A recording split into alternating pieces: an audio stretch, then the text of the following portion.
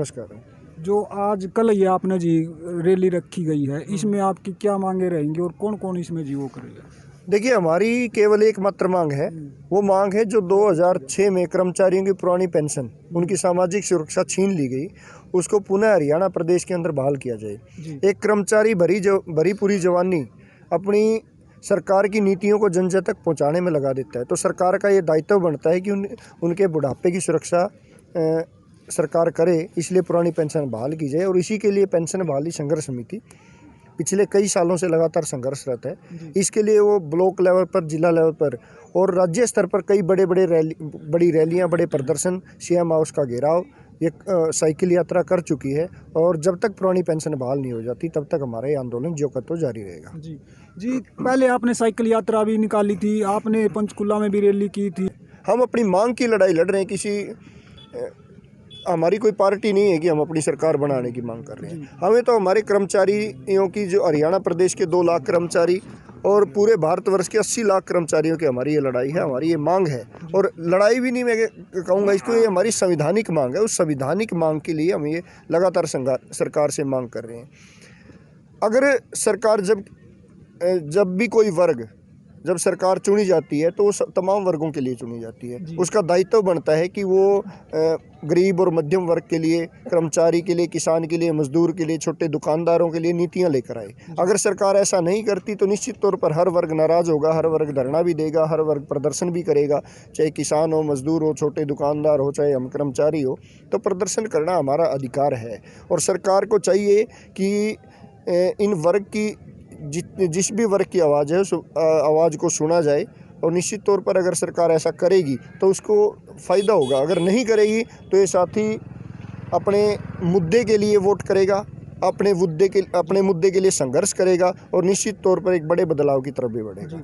अगर कल आपकी मांगे सब बीजेपी सरकार नहीं मानती तो आगे क्या रहेगा? देखिए, अगर सरकार नहीं मानती तो निश्चित तौर पर हमारा आंदोलन, मैं पहले भी कह चुका हूँ कि लगातार जारी रहेगा जब तक हरियाणा प्रदेश के अंदर पुरानी पेंशन बहाल नहीं हो जाती। और हम तो अपना नारा लेकर चल रहे हैं, वोट फॉर ओपीएस। इसके बाद अगर 20 तारीख से हरियाणा का बजट सत्र शुरू हो रहा है, हम सरकार को आपके चैनल के माध्यम से और कल इस रैली के माध्यम से एक अल्टीमेटम है कि सरकार 20 तारीख तक के बजट सत्र में पुरानी पेंशन की घोषणा करे। अगर नहीं करती तो हम वोट फॉर ओपीएस की मुहिम, जो हम जन जन तक उस मुहिम को ले जा चुके हैं, हमने ब्लॉक स्तर से लेकर ग्राम स्तर तक हमारी इस मुहिम को पहुंचाने का काम किया। 52 से ज़्यादा गाँव और शहर के वार्डों के अंदर हमने अपनी टीम गठित कर चुके हैं ताकि धरातल पर हम अपने इस नारे को लागू कर सकें। तो अगर सरकार नहीं मानी तो निश्चित तौर पर जो ये हमारी टीम है, जो हमारे कर्मचारी अधिकारी हैं, आप देखना कल कितना जोश होगा। हम हर कर्मचारी के अंदर एक जोश है, एक भावना है, अपने परिवार के साथ यहाँ पहुँच रहे हैं। बहुत से परिवार तो अभी रात को यहाँ पर पहुँच गए और बहुत सारे परिवार गाड़ी लेकर निकल चुके हैं। कल यहाँ लाखों की संख्या यहाँ पर जींद में पहुँच कर अपने एक संदेश देने का काम करेगी। जींद की धरती को वैसे भी बदलाव की धरती माना जाता है, तो यहाँ जब ये सरकारें बदल जाती हैं तो हमें तो एनपीएस को ओपीएस में बदलना है, तो निश्चित तौर पर वो बदलाव होगा। जी, क्या कल आपको विपक्ष समर्थन देगा? देखिए, मैं तो हमेशा एक बात कहता हूँ, आप चैनल के माध्यम से भी, स्टेज के माध्यम से भी, लोकतंत्र के अंदर 2 ही पक्ष हैं, एक सत्ता पक्ष और एक विपक्ष। जब सत्ता पक्ष निरंकुश हो जाता है, सत्ता पक्ष किसी वर्ग की बात नहीं सुनता, तो विपक्ष का ये दायित्व बन जाता है कि वो उस वर्ग की आवाज़ बने, उसको विधानसभा में उठाने का काम करे, उस आवाज़ को लोकसभा में या राज्यसभा में उठाने का काम करे और साथ साथ उनके जितने भी मंच हैं, हर मंच पर इसको आवाज़ को उठाने का काम करे। तो ये विपक्ष का दायित्व है, वो सोचना विपक्ष को है कि वो अपने दायित्व को कहाँ तक निभाने का काम करेगा। ये कुछ और भी साथी हैं, उनसे भी बातें करेंगे। इन्होंने हमारे से कुछ बताया था। सर, क्या कल यहाँ पर एडवोकेट चंद्रशेखर जी भी आ रहे हैं? हाँ, यहाँ जो सर्व कर्मचारी है, इनको समर्थन देने के लिए भाई एडवोकेट चंद्र सिंह पहुँच रहे हैं। और ये रैली नहीं, महारैली का रूप धारण करेगी।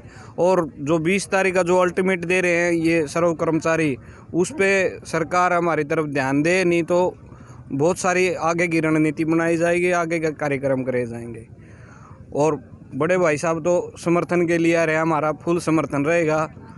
जी, ठीक है जी। सर, अभी इन्होंने बताया कि कल चंद्रशेखर आज़ाद जी वहाँ पर पहुँच रहे हैं समर्थन देने के लिए। क्या और भी किसी का आपके पास आया है कि संदेशा कि हम भी आपको समर्थन दें? देखिए, हम तो खुले मन से पूरे देश को आह्वान कर रहे हैं कि ये केवल कर्मचारियों का मुद्दा नहीं, आम जन का भी मुद्दा है, क्योंकि आने वाले समय में जो आज बच्चे पढ़ रहे हैं उन्होंने भी रोज़गार में आना है, तो ये उनकी लड़ाई भी आज हम लड़ रहे हैं।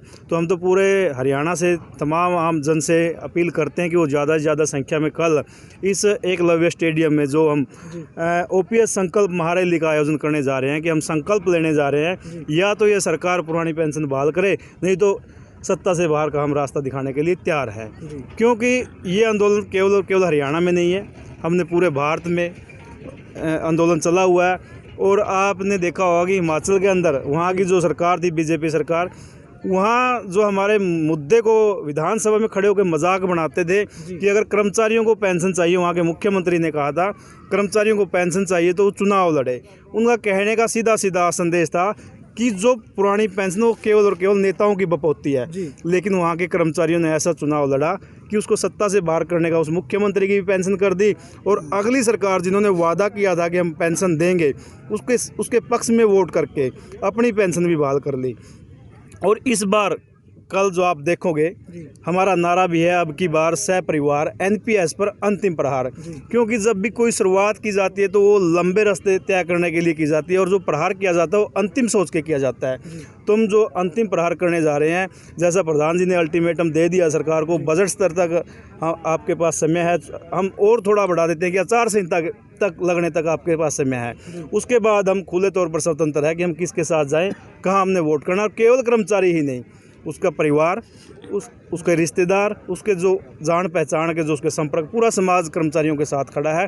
और निश्चित तौर पर बदलाव होगा। यहाँ से जींद की धरती से हमेशा बदलाव हुआ है, या तो NPS से OPS में बदलाव होगा, नहीं तो आप समझ सकते हो कि सीधा सीधा मुख्यमंत्री जी हमारा निवेदन समझे या इसे हमारी चेतावनी समझे, वो उनके ऊपर है।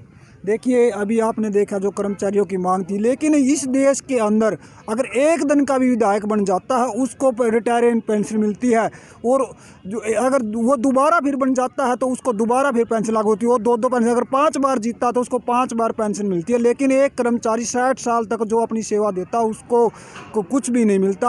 आज सरकार ने ये बंद कर रखी है, जो कि पहले 2013 से पहले थी जो वो लागू थी। जब तक ये लागू थी तब तक उसका मान सम्मान भी रहता था बुजुर्ग होने के बाद, लेकिन जब अब ये पेंशन बंद होने के बाद जो बुजुर्ग हो जाते हैं 60 साल के बाद, उनका मान सम्मान भी खत्म हो जाता है। लेकिन जो सरकार की एक ये आँखा मीची है, ये पता नहीं कब तो आंखें खुलेंगी कब नहीं। देखिए, इस वीडियो को ज़्यादा से ज़्यादा शेयर करना और हमारे चैनल को सब्सक्राइब करना, और अपनी राय कमेंट बॉक्स में लिख कर जरूर देना, ये सही कर रहे हैं या गलत करें।